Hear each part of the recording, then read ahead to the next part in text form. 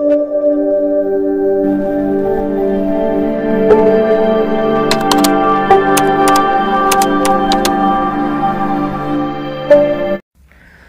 में चलोगे? क्यों? वो गांव वालों का फोन आया था, प्रोटेस्ट कर रहे हैं गांव में। प्रोटेस्ट किस बात का? अपना सरकारी स्कूल था ना, बंद हो गया। अरे यार, बंद नहीं होया हो, मर्ज हो है। मर्ज मतलब? मर्ज मतलब अपना गांव में 2 सरकारी स्कूल थे, दोनों में बच्चे कम कम थे। अब दोनों को मर्ज करके एक स्कूल बना दिया। 2 स्कूल थे, हाँ, एक स्कूल बना दिया। हाँ, एक स्कूल वो तो बंद ही हुआ है। तो मैं इंग्लिश में बोल रहा हूं। पूरे हरियाणा में 300 से ज्यादा स्कूल बंद हो गए हैं। पूरे देश में 50,000 से ज्यादा स्कूल बंद हो गए हैं। और ये तो शुरुआत है। सरकार तो छाती ठोक के कह रही है कि और स्कूलों को बंद किया जाएगा, टीचर्स की पोस्ट को खत्म किया जाएगा। इसलिए गांव वाले अलग अलग गांव में प्रोटेस्ट कर रहे हैं इसके खिलाफ।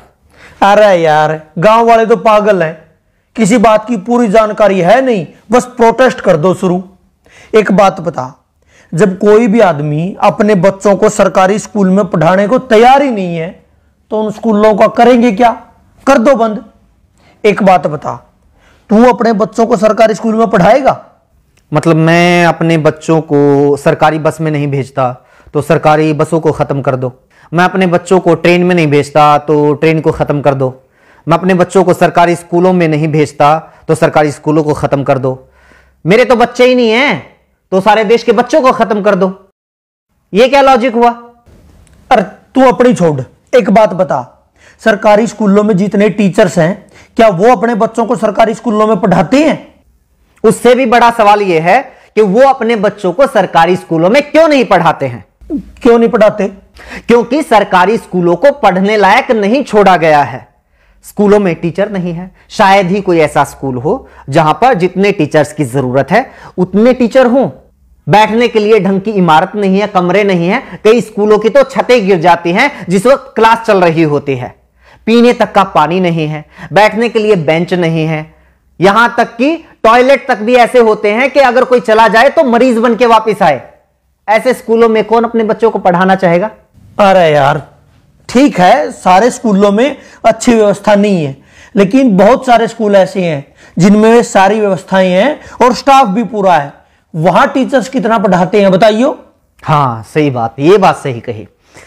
अपने शहर में भी और बहुत सारे शहरों में, अलग अलग स्टेट में कई स्कूल ऐसे हैं, सरकारी स्कूलों की बात कर रहा हूं मैं, जहां पर स्टाफ पूरा है, ठीक ठाक व्यवस्थाएं हैं, साफ सफाई है, इमारतें वगैरह, बिल्डिंग्स वगैरह अच्छी हैं। उन स्कूलों में जाके देखो। आप टीचर्स की बात करते हो, अधिकारियों के बच्चे भी उन सरकारी स्कूलों में पढ़ते हैं। उन स्कूलों में एडमिशन के लिए सिफारिशें लगती हैं, एडमिशन नहीं हो पाते। कौन नहीं चाहता अपने बच्चों को सरकारी स्कूलों में पढ़ाना? कोई सरकारी स्कूलों को बनाए तो ऐसा जिसमें लोग अपने बच्चों को पढ़ाना चाहें। तो बना लो। जब सरकारी स्कूल के टीचर्स बच्चों को अच्छा पढ़ाएंगे तो सरकारी स्कूल अपने आप अच्छे हो जाएंगे। बता, क्यों नहीं टीचर्स बच्चों को पढ़ाते? मुझे एक बात बता, तू जंगल राज में रह रहा है या एडमिनिस्ट्रेटिव सिस्टम में रह रहा है? मतलब ये जंगल राज में होता है, अपने आप ठीक कर लो, अपने आप हो जाएगा, अपने आप सही हो जाएगा, अपने आप गलत हो जाएगा। शेर की मर्जी, जिसको मर्जी खा जाए, जिसको मर्जी छोड़ दे, उसके मूड के ऊपर है। ये हिरण की कैपेसिटी है, शेर से तेज दौड़ सकता है तो बच जाएगा, नहीं तो उसका शिकार हो जाएगा। ये होता है जंगल राज। एडमिनिस्ट्रेटिव सिस्टम, प्रशासकीय व्यवस्था पता है क्या होती है? जहां पर कोई जवाबदेही होती है, कोई हायरार्की होती है, कहीं चेक एंड बैलेंसेस होते हैं। प्रशासकीय व्यवस्था पता है क्या कहती है? अगर आप टीचर नियुक्त करते हैं या किसी भी महकमे में कोई भी कर्मचारी नियुक्त करते हैं तो वो अपने आप काम नहीं करेगा, उससे काम करवाना पड़ेगा। इसलिए चेक एंड बैलेंसेस होते हैं, जवाबदेही तय की जाती है।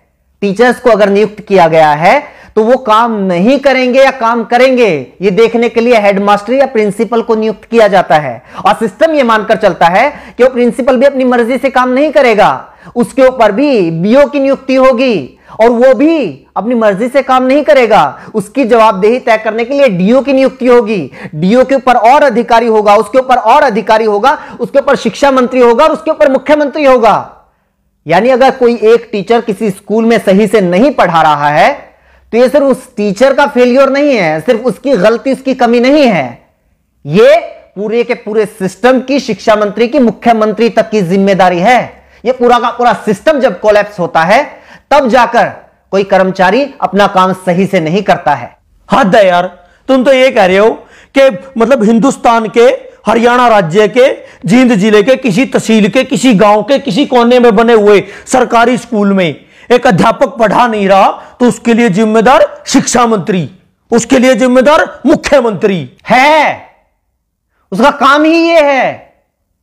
अगर शिक्षा मंत्री को यह नहीं पता है कि उसके टीचर्स ढंग से काम कर रहे हैं या नहीं कर रहे हैं, उनकी क्या जरूरतें हैं, क्यों अपना काम सही से नहीं कर पा रहे हैं, क्यों उसके स्कूलों से बच्चे कम हो रहे हैं, तो किसकी जिम्मेदारी होनी चाहिए?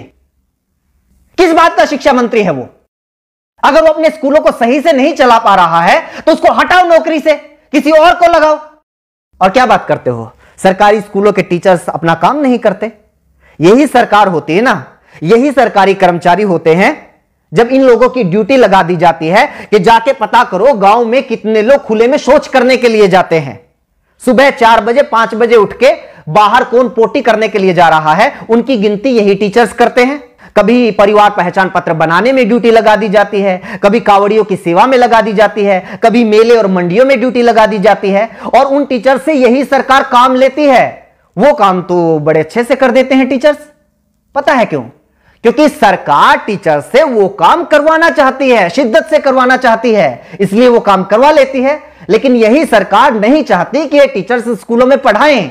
इसलिए मैं भी मानता हूं बहुत सारे टीचर्स अपना काम ईमानदारी से नहीं करते होंगे, क्योंकि उनको पता है कोई चेक एंड बैलेंस नहीं है, कोई जवाबदेही नहीं है, और सरकार खुद नहीं चाहती कि सरकारी स्कूलों में पढ़ाई हो, ताकि बच्चे धीरे धीरे स्कूलों से अपना नाम कटवा कर प्राइवेट स्कूलों में चले जाएं, फिर स्टूडेंट्स की संख्या कम हो जाए और सरकार को बहाना मिल जाए, बच्चे तो आ ही नहीं रहे, स्कूल बंद कर दो।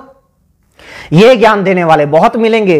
टीचर्स पढ़ाना शुरू कर दो तो स्कूल अपने आप अच्छे हो जाएंगे। लोग रिश्वत लेना बंद कर दो तो अपने आप करप्शन खत्म हो जाएगा। लोग साफ सफाई रखने लग जाएं तो अपने आप स्वच्छता हो जाएगी। लोग प्रदूषण फैलाना बंद कर दें तो अपने आप पर्यावरण अच्छा हो जाएगा। एडमिनिस्ट्रेटिव सिस्टम में लोग अपने आप नहीं करते, सिस्टम तय करता है कि आपको क्या करना है। देश चला रहे हो, यह सत्संग भवन नहीं चल रहा है यहां पे। चल ठीक है, ये जो पढ़ा रहे हैं या नहीं पढ़ा रहे, सैलरी पता है उनकी कितनी है?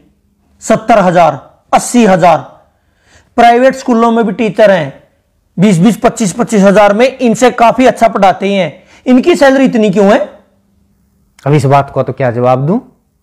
रुक एक बार, एक लिस्ट में इसी की निकाली थी मैंने। अपने देश में बहुत सारे लोगों को यह लगता है कि टीचर्स की सैलरी बहुत है, लेकिन जो दुनिया के अच्छे अच्छे देश है ना, जहां पर अच्छा एजुकेशन सिस्टम है, लाइफ लिविंग स्टैंडर्ड है, जहां का वीजा लगवाने के लिए दुनिया भर के लोग मरते हैं, उन देशों की बात कर।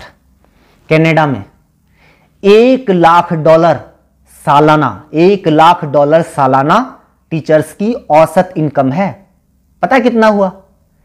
1 लाख को 80 से गुणा कर 80 लाख रुपए सालाना। बता महीने की कितनी सैलरी हुई? जर्मनी में 63,000 यूरो, वो भी लगभग 80 रुपए के बराबर है, उसको भी 80 से गुना कर। आगे आजा, नीदरलैंड में 60,000 यूरो, ऑस्ट्रेलिया में 98,000, लगभग $1 लाख, यूएसए में $60,000, आयरलैंड में $48,000, डेनमार्क में 47,000 यूरो, ऑस्ट्रिया में 45,000 यूरो। और तुम लोगों को यह लगता है कि हमारे देश में टीचर्स की सैलरी तो पता नहीं बहुत ज्यादा है। प्राइवेट स्कूलों में तो 20,000 में पढ़ा रहे हैं। जब सरकारी स्कूल वालों की 20,000 रुपए सैलरी कर दोगे ना, तो फिर 10,000 वाले आएंगे, वो कहेंगे कि हम 10,000 में पढ़ाने के लिए तैयार हैं। और जब 10,000 सैलरी कर दोगे तो 5,000 वाले आएंगे, और जब 5,000 कर दोगे तो 500 रुपए वाले आएंगे कि हम 500 रुपए में पढ़ाने के लिए तैयार हैं। और जब 500 कर दोगे तो वो लोग भी आएंगे कि जी बस 2 टाइम की रोटी दे देना, हम तो उसी में पढ़ा लेंगे। और जब वो भी कर दोगे तो वो भी आएंगे कि रोटी की भी जरूरत नहीं है, सिर छुपाने के लिए बस छत दे देना तो हम पढ़ा लेंगे। कितना नीचे जाओगे? बनना तो अमेरिका कनाडा है, लेकिन नीतियां तुम्हें सोमालिया जैसी चाहिए। इसीलिए तो हमारे देश के जो अच्छे वैज्ञानिक हैं वो मौका मिलते ही विदेश में कट लेते हैं। अच्छे इंजीनियर विदेश में चले जाते हैं, और अच्छे पढ़ाने वाले भी विदेश में चले जाते हैं। दुनिया का ढंग का ऐसा कोई विकसित देश उठाकर देख लो, वहां पर शिक्षा मुफ्त होगी या फिर बहुत थोड़ा बहुत खर्च करके कोई भी अपने बच्चों को अच्छी शिक्षा दे सकता है। स्वास्थ्य सेवाएं मुफ्त होंगी या फिर थोड़े बहुत खर्चे पर कोई भी अपना इलाज करवा सकता है। हाँ, ये आई बात, मुफ्त स्वास्थ्य सेवाएं मुफ्त, शिक्षा मुफ्त, ट्रांसपोर्ट मुफ्त। ये जो मुफ्त की रेवड़ियों वाला सिस्टम है ना, यही गलत है। क्यों दे भाई मुफ्त? एक तो ये बात गलती से मुझसे ही निकल गई। फ्री फ्री क्या होता है? तो सरकार को टैक्स देता है। हाँ, 28% तक जीएसटी देता है, दूध दही तक के ऊपर भी टैक्स है, पानी तक के ऊपर टैक्स है, कहीं इनकम टैक्स, कहीं प्रॉपर्टी टैक्स, कहीं जुर्माना है, कहीं टोल टैक्स, गाड़ी लो तो टैक्स, सुई लो तो टैक्स, हवाई जहाज लो तो टैक्स, 50 तरह के टैक्स देता है। पैदा होने वाले बच्चे से लेकर मरने वाले आदमी तक इस देश में हर कोई टैक्स देता है। एक भिखारी से लेकर अडानी अंबानी तक इस देश में हर कोई टैक्स देता है। लेकिन बदले में सरकार क्या देती है? अगर बदले में सरकार हमारे बच्चे को एजुकेशन तक नहीं दे पाती, बदले में सरकार हमारे बच्चे को हेल्थ सर्विसेज तक नहीं दे पाती, तो किस बात का टैक्स भाई? बात पता है क्या है? आज तो तुम लोगों की थोड़ी बहुत औकात हो गई है कि भाई 5-10 हजार रुपए महीने के तो अपने चिंटू मिंटू को पढ़ाने के लिए हम दे ही सकते हैं, इसलिए क्या करना है सरकारी स्कूलों का, करो बंद। अपने चिंटू मिंटू की चिंता है, लेकिन वो जो मनरेगा के मजदूर हैं वो कहां से लेके आएंगे भाई 5-5, 10-10 हजार रुपए महीने की फीस? उनके बच्चे कहां पढ़ेंगे? मजदूरों के बच्चे, गरीब किसानों के बच्चे, उन लोगों के बच्चे कहां पढ़ेंगे जो लोग दिन में 100 रुपए कमा के लेके आते हैं और 80 रुपए का पौवा पी के सो जाते हैं बीवी को पीट के? वो बच्चे कहां जाएंगे? अगर ऐसी ही सोच कुछ साल पहले और लोगों की होती तो ना तो किसी मल्लाह के बेटे को अब्दुल कलाम देश के राष्ट्रपति बनना था और ना ही किसी चाय बेचने वाले के बेटे को प्रधानमंत्री बनना था। जाके पढ़ लो इन लोगों का इतिहास, जीवनियां। कौन से सेंट जोसेफ कॉन्वेंट स्कूल में पढ़े थे, इन्हीं सरकारी स्कूलों में पढ़ के इतने बड़े लोग बने हैं ये। और कॉन्वेंट स्कूलों में अपने बच्चों को पढ़ाकर चौड़ा होने वालों, याद रखना कुछ सालों के बाद अपने इन्हीं चिंटू मिंटू का नाम सरकारी कॉलेज, सरकारी यूनिवर्सिटी, सरकारी आईआईटी, सरकारी आईएएम, एनआईटी, सरकारी संस्थानों की लिस्ट में ढूंढते हुए मिलोगे। तब तो नहीं कहोगे कि ना हम तो अपने बच्चों को सरकारी यूनिवर्सिटी में नहीं पढ़ाएंगे, सरकारी कॉलेज में नहीं पढ़ाएंगे, हमें तो डीयू में एडमिशन नहीं चाहिए, पीयू में एडमिशन नहीं चाहिए, एमडीयू में केयू में एडमिशन नहीं चाहिए। तब भी पढ़ा लेना अपने बच्चों को प्राइवेट कॉलेज में या फिर प्राइवेट यूनिवर्सिटी में। पता है क्यों? क्योंकि प्राइवेट यूनिवर्सिटी से डिग्री करने वालों को तो मानते भी नहीं लोग कि ये सही डिग्री होगी, क्या पता फर्जी हो।